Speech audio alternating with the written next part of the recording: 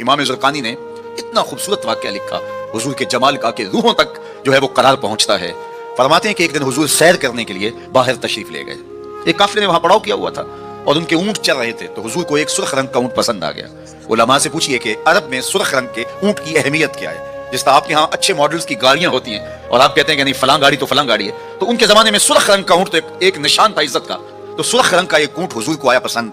तो काफिले वालों से पूछा बेचते हो? उन्होंने बेचना था या नहीं? हुजूर ने पूछा तो कहा जी बेचते हैं। उन्होंने कहा जी जी बेचते हैं, कितने का? इतने का सौदा तय हो गया। कहा मैं ताजराना घर से तो आया नहीं था कि कीमत साथ लेके आता, मैं तो आया था सैर के लिए, अचानक तुम्हारा ऊंट पसंद आ गया।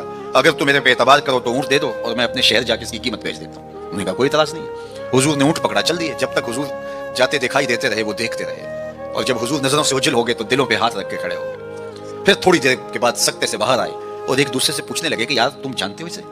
जब किसी को नकद सौदा दिया जाए तो अता पता नहीं पूछा जाता, और जब उधार दिया जाए या तो आप उसे जानते होते हैं या फिर दरमियान में कोई जामिन होता है या वो चीज कोई गिरवी रखता है। का एक शख्स आया ऊंट ले गया, तुम में से उसे जानता भी कोई नहीं है।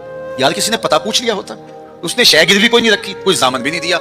एक बोला यार जब वो बातें करता था मुंह से फूल झड़ते थे, इज़ा तकल्लमा रुयकन नूर यखरुजु मिन बैन सुनाया हो, मैं तो वही देखता रह गया। दूसरा बोला कि यार जब वो मुस्कुराता था ना सामने वाले पहाड़ों पे अक्स पड़ता था, इज़ा दाहिका कादा यतलाला फिल जुदर। तीसरा बोला यार मैं तो उसकी जुल्फों के पेचो खम ही देखता रहा। चौथा बोला मैं तो उसकी आंखों के सागर में डूब गया। उन्होंने कहा जो भी हुआ वो अपने हुस्न का जादू जगा के तुम्हारा कीमती ऊंट हथिया के ले गया। इमाम ज़ुरक़ानी लिखते हैं जब उन्होंने कहा हथिया के ले गया तो अब तक खामोश बैठी काफिले के सरदार की बीवी ने खेमे का पर्दा सरकाया और उनसे मुखातब होकर कहा आना ज़ामिनतुन लिसमनि जमलिकुम ला यक़दिरु बिकुम, खबरदार उसके खिलाफ कोई बात की तो अगर वो कीमत ना देने आया तो मुझसे ले लेना, मैं ज़ामिना हूं। उन्होंने कहा अच्छा अच्छा तू उसे जानती है? कहा वल्लाह मैं भी नहीं जानती। तो कहा जामिन कैसे है? कहा जब तुम सौदा कर रहे थे खेमे की ओर से मैंने उसका चेहरा देखा और इतने सोने चेहरे वाला कभी झूठ बोल ही नहीं सकता है। थोड़े लम्हे गुजरे थे कि हुजूर के गुलाम आ गए। काफिले वाले कौन है जिनसे हमारे आका ने ऊंट खरीदा?